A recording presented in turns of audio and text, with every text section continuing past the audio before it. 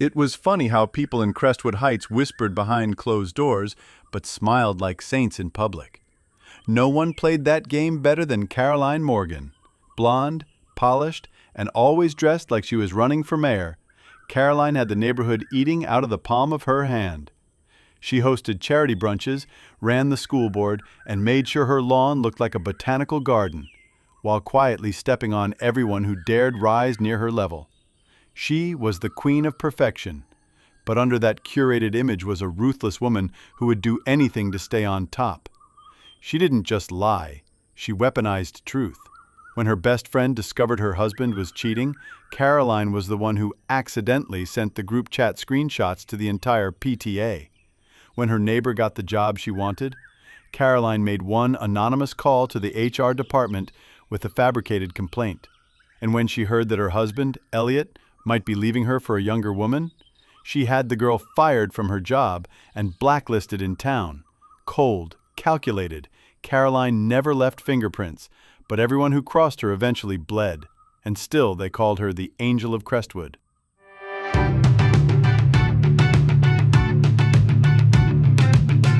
Caroline thought she was untouchable, and why wouldn't she? She lived in a mansion, married rich, and ruled every school function like royalty. But when her world started to crack, it didn't shatter all at once. No, karma took its time. It started with a rumor, small, almost invisible. Whispers at the farmer's market that Caroline had forged signatures on a school budget proposal. Then came the IRS letter, questioning discrepancies in the charity accounts she managed. Caroline brushed them off. She'd lied her way out of worse. But then came the photos, delivered in a plain envelope with no return address. Pictures of her, years ago, bribing a city inspector to ignore code violations on a building she co-owned with Elliot. A building that mysteriously burned down for insurance money.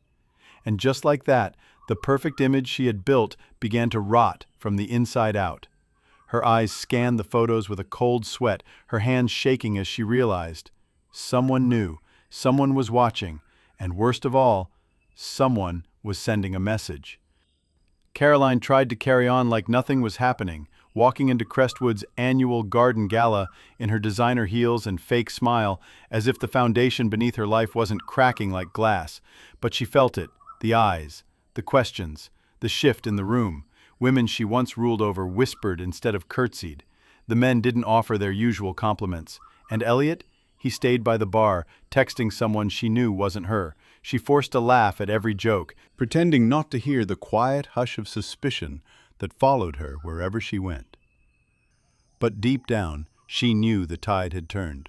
The anonymous envelope wasn't a threat, it was a promise, a reminder that no matter how far she climbed, her lies had weight. And they were finally beginning to fall. The night after the gala, she found another envelope slipped under her door. Inside were bank records, her bank records, detailing every dollar she had shifted from Crestwood's charity fund into a private account offshore. She had used that money to pay off her husband's mistress after she threatened to go public. Caroline remembered that deal clearly. Quiet brunch, big check, no paper trail. But someone had found the proof, and whoever it was, they weren't after money. They were after justice. She started looking over her shoulder, her nerves unraveling like thread. Her morning jogs turned into surveillance runs, her emails filled with unknown senders and strange subject lines. "How's your conscience?" one said. "Did the fire keep you warm?" said another. Caroline tried tracing them, but the accounts disappeared within hours. She snapped at her assistant, cursed at Elliot for leaving dishes in the sink, and fired their maid for breathing too loudly. The walls were closing in, and no amount of Botox or power lunches could cover that kind of fear. Then came the real blow. The police knocked on her door with a search warrant. Someone had submitted a file, anonymous, thorough, and damning. It contained everything: forged school contracts, bribed inspectors, fraudulent charity expenses, even connections to the fire that killed a maintenance worker in the apartment building she and Elliot once lost. Caroline played dumb, but they weren't buying it. Elliot wasn't either. The moment the officers left, he packed a bag and said just 5 words. "I'm not going down too." He left without another glance, and Caroline was left standing in her mansion, alone, exposed, and hunted. For the first time in years, she wasn't the predator. She was the prey. And Karma? Karma had remembered her address all right. It had moved in next door. Caroline once stood at the pinnacle of Crestwood Heights. Her name carried weight. Her word was law. But now? Now her face was on the evening news, and not because she'd won another civic award. Local socialite under federal investigation, the headline read. Her flawless reputation, the one she curated like a luxury brand, had been torn apart piece by piece.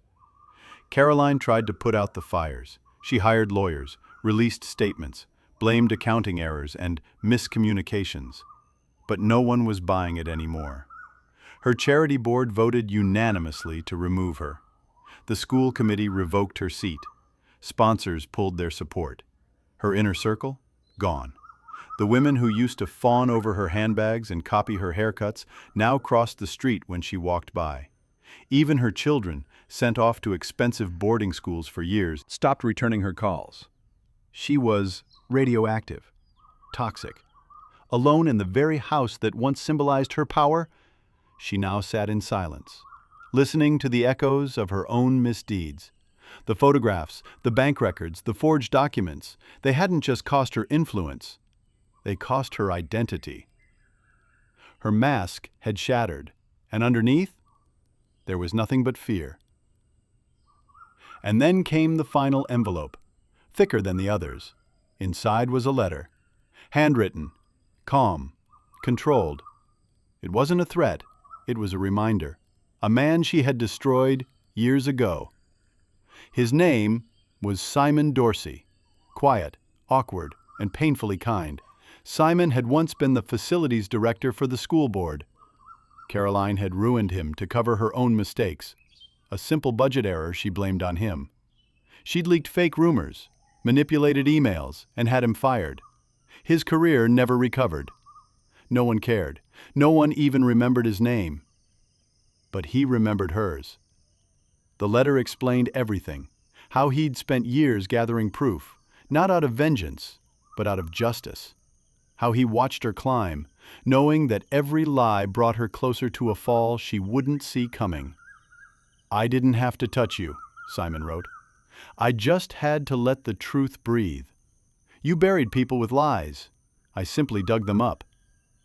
Caroline trembled as she read it, not because she feared retaliation, but because she realized she had always believed herself smarter, untouchable, above consequence. But karma doesn't care about your intelligence or status. It waits, patient, focused, eternal. And when it comes for you, it doesn't knock. It lets itself in. Caroline looked around her mansion one last time, now stripped of everything that mattered. And in the distance, as the police cars returned with arrest warrants in hand, she finally understood. Karma doesn't forget. It just waits for the perfect moment to remind you. It knows exactly where you live.